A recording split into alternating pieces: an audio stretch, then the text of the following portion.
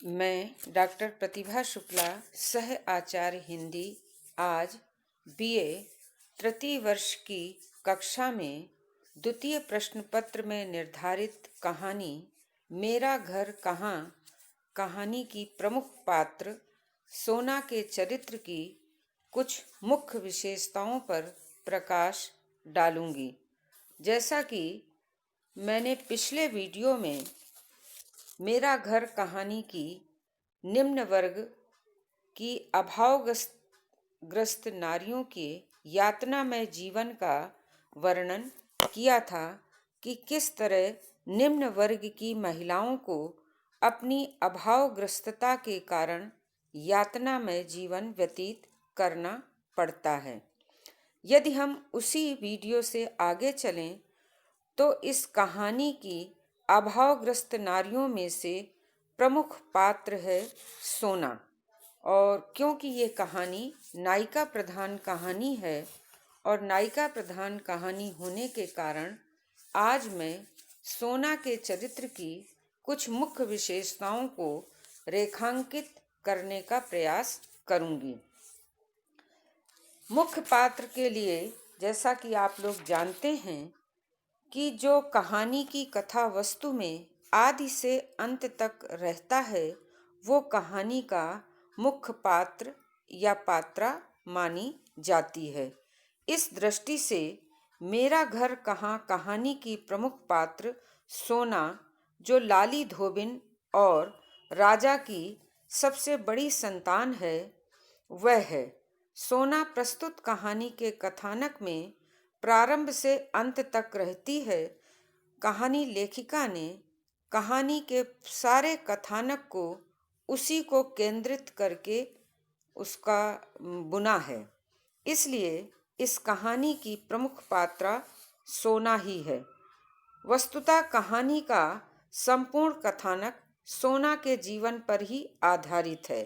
सोना का बचपन, सोना की युवावस्था और सोना का संघर्ष, सोना की अभावग्रस्तता, सोना के शील और सतीत्व पर होने वाले विभिन्न प्रहार, इन सब को लेकर ही कहानी लेखिका ने सोना के चरित्र को आधार बनाकर अपनी इस कहानी की रचना की है।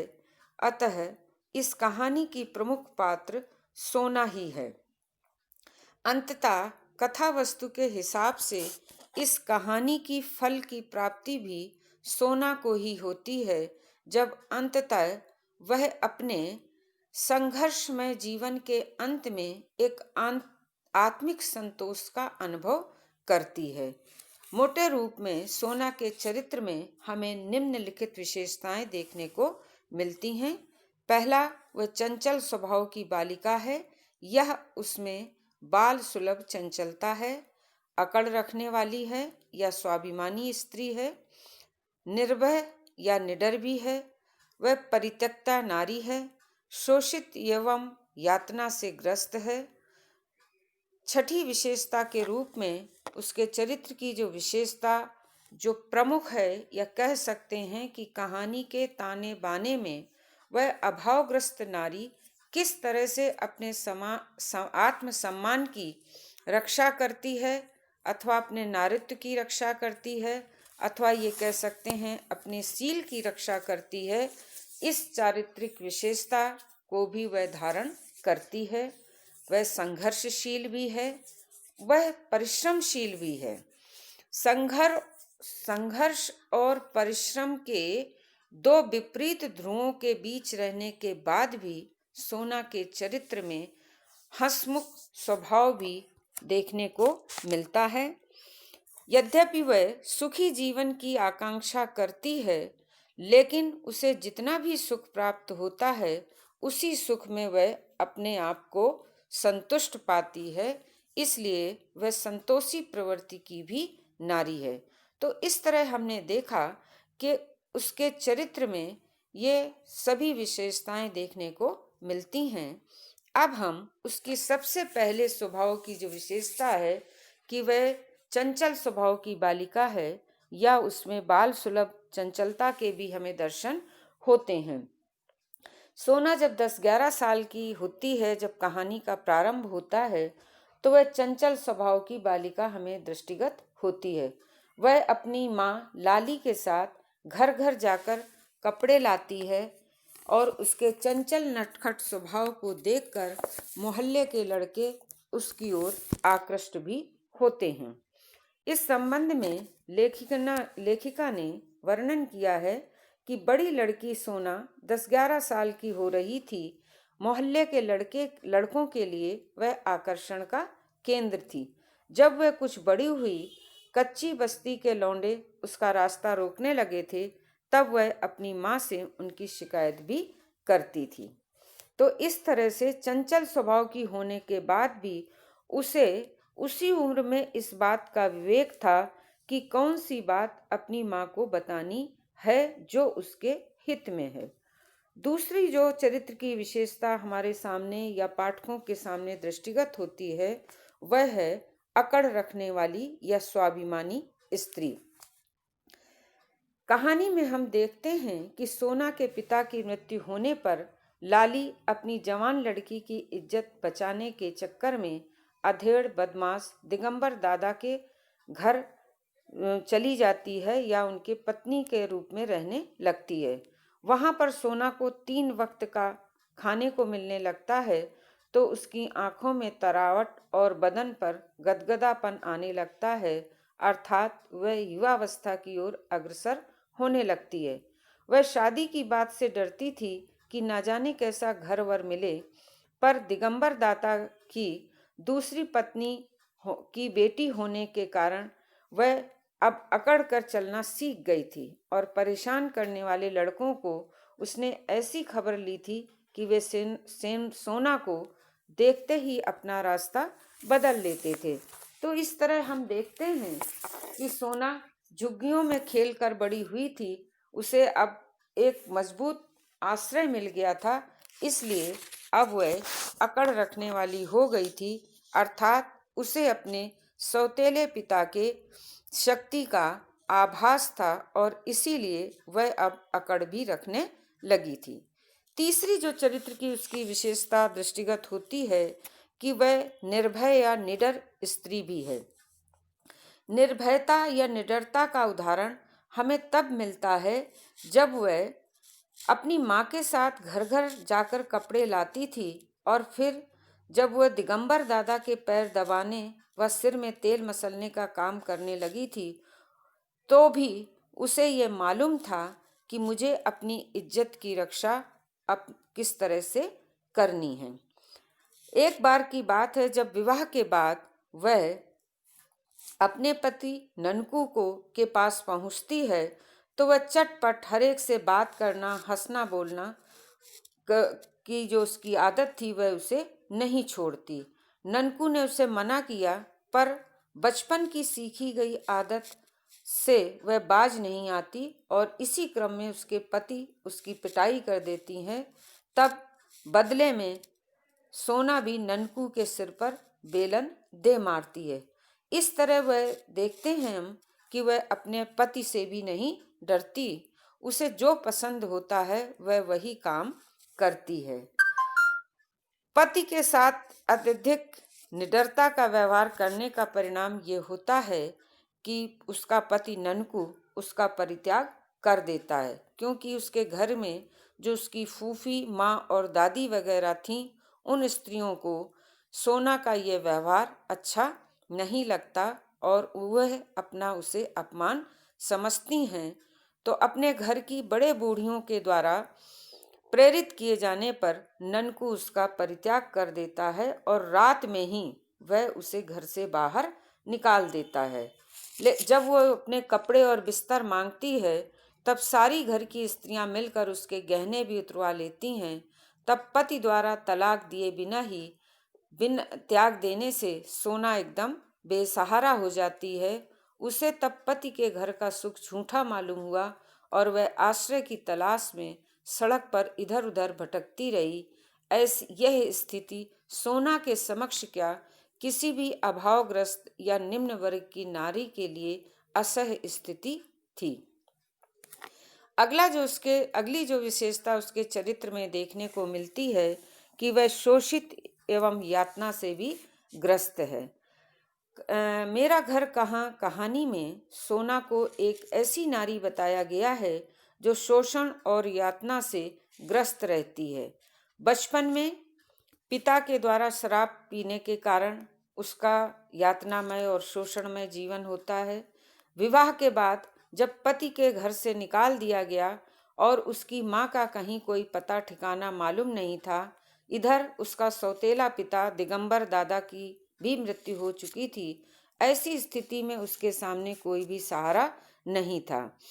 तब वह हार कर गांव के संबंध से दूर के एक चाचा जो नीति बाग में स्त्री का काम करता था उनके पास पहुंचती है और वही उसके अब जीवन का एकमात्र सहारा रह जाते हैं। वह अनेक युक्तियां भिड़ाकर किसी तरह से रमजान धोबी के घर पहुंचती है। वहां कुछ काम करना चाहती है परंतु उसे कहीं कोई काम नहीं मिल रहा। तब वह देखते हैं कि वह इधर उधर भटकती हुई अचानक वह उसे देखती है कि ननकू की दूसरी शादी हो रही है। वह यह शादी होते देख वह आवेश में आ जाती है और उसने दूल्हा बने ननकू की पीठ पर अपनी चप्पल दे मारी।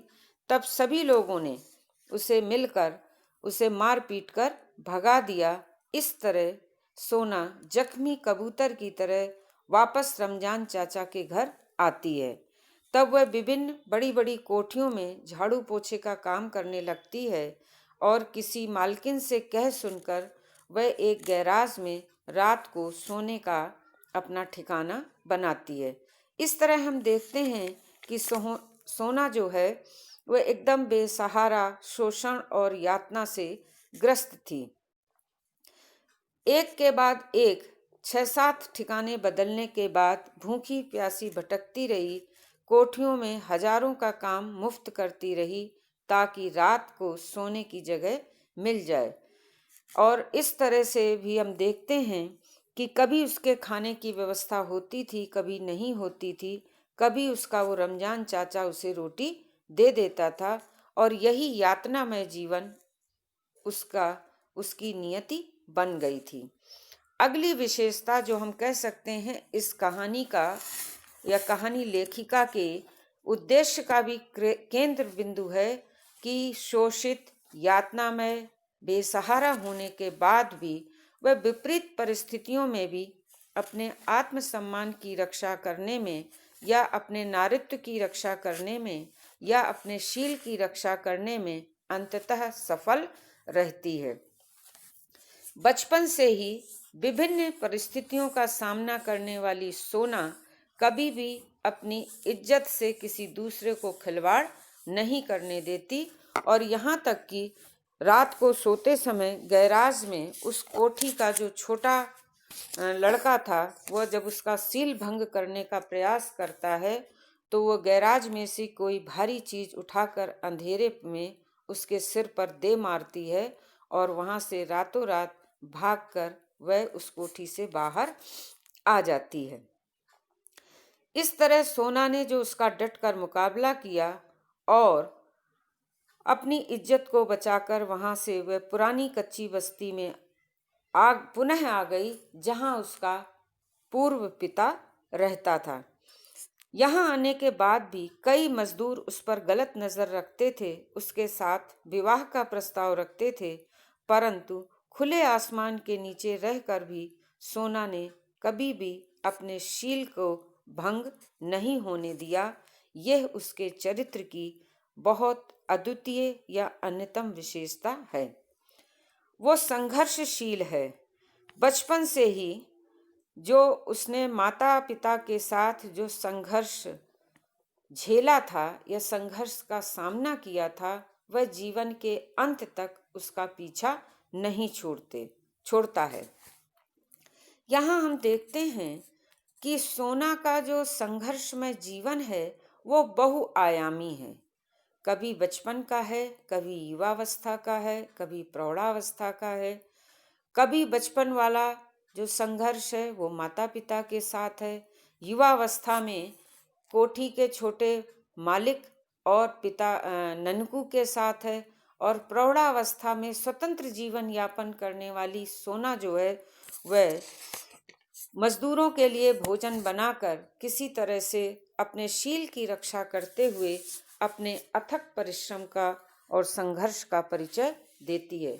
स्वभाव से वो परिश्रमशील है। माँ के साथ ही घर घर जाकर कपड़े लाना प्रेस के और माँ के साथ ही उनको पहुँचाना। विवाह के बाद ननकू के घर जब वो पहुँचती है तो उस घर की तीनों महिलाएं चप्पलों में बेल्ट डालने का काम करती थीं, वह उसमें भी सहयोग देती है। संघर्ष और परिश्रम के बीच की कड़ी के रूप में उसका हंसमुख स्वभाव है कि वह अपने हंसमुख स्वभाव के द्वारा कभी भी अपने ऊपर निराशा या अपनी त्रासदी को अपने चेहरे पर नहीं आने देती है। हंसमुख स्वभाव तो उसका यहाँ तक था कि पति के घर रहते हुए वह आसपास के लड़कों से हंसती बोलती दिखाई देती थी और चटपट से बात करना और हंसना बोलना उसका स्वभाव था। अपने ढाबे पर मजदूरों के साथ भी वह कठोर जवाब भी हंस कर देती थी। उसके हंसमुख आचरण से ही कई मजदूर उसके साथ विवाह करने का प्रस्ताव भी रखते थे, परंतु सोना का चरित्र एकदम पवित्र था और उसी पवित्रता के चलते उसमें कोई दोष नहीं था। इतना संघर्षमय, यातनामय, परिश्रमशील जीवन होने के बाद भी उसके मन में अगर एकमात्र आकांक्षा बचती थी या शेष थी तो वह यह थी कि वह किसी तरह से अपने भावी जीवन को सुखों में बदलना चाहती थी। सब कुछ होने के बाद भी हम देखते हैं कि सोना जो है बचपन से लेकर युवावस्था में परित्यक्ता अवस्था तक का जो भी उसके साथ बीता था, अब वो चलते फिरते ढाबे में मजदूरों के लिए खाना बनाकर भी मजदूरों से या बिकने से जो भोजन बचता था उसे खाकर वह संतोष की सांस लेती थी और उसे इसमें किसी भी तरह की कोई शिकायत किसी से नहीं थी। सोना के चरित्र की इन सब विशेषताओं के आधार पर कहा जा सकता है कि मेरा घर कहाँ कहानी की प्रमुख पात्र सोना का चरित्र अनेक विशेषताओं से युक्त है। वह अभावग्रस्त एवं शोषण युक्त जीवन जीकर भी संघर्षशील बनी रहती है, अपने हंसमुख स्वभाव का परित्याग नहीं करती, अत्याचार और शोषण का सामना करने में वो सफल रहती है और अंत में घर बसाने की कामना से मुक्त होने में उसे अत्यंत सुख और संतोष का अनुभव होता है, जो किसी भी स्त्री के लिए एक महत्वपूर्ण प्रेरक का काम करता है।